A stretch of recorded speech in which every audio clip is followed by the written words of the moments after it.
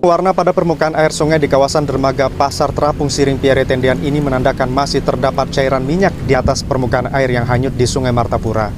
Ini menandakan limbah minyak masih terdapat di Sungai Martapura. No. No.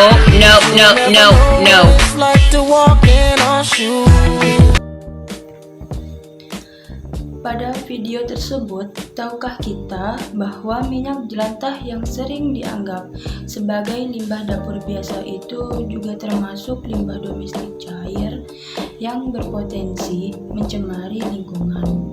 Nah, tanpa kita sadari, kebiasaan membuang minyak jelantah secara langsung itu ke saluran air masih sering terjadi di sekitaran kita. Di lingkungan rumah maupun tempat tinggal mahasiswa seperti di kos, itu pembuangan minyak jelantah sering dilakukan secara langsung, seperti membuang ke wastafel atau ke selokan maupun langsung membuang ke tanah. Padahal kebiasaan sederhana ini dapat memberikan dampak jangka panjang terhadap kualitas lingkungan di sekitar kita. Secara ilmiah, minyak memiliki sifat tidak mudah larut dalam air. Berakibat, minyak akan menempel pada dinding saluran pembuangan dan menyebabkan penyumbatan yang berpotensi memicu genangan, bahkan bisa terjadinya banjir.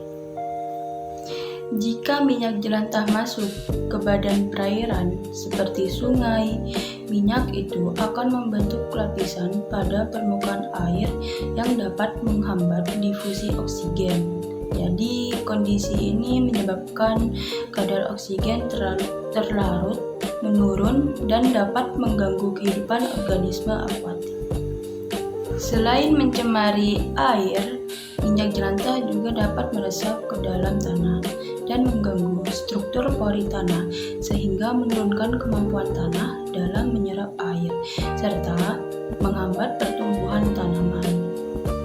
Jika pembuangan minyak jelantah dilakukan secara terus-menerus oleh banyak rumah tangga atau masyarakat pun, maka akumulasi limbah tersebut akan meningkatkan beban pencemaran lingkungan secara signifikan.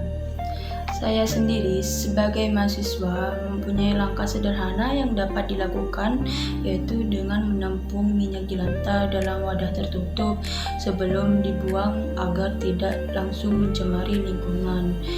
Selain itu, minyak jelantah juga dapat dimanfaatkan kembali sebagai pembuatan sabun atau biodiesel sehingga lebih berguna dan ramah lingkungan.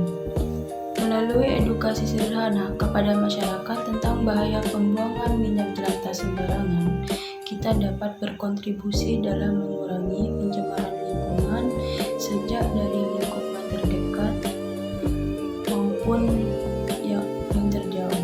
Perubahan besar selalu dimulai dari langkah kecil dan langkah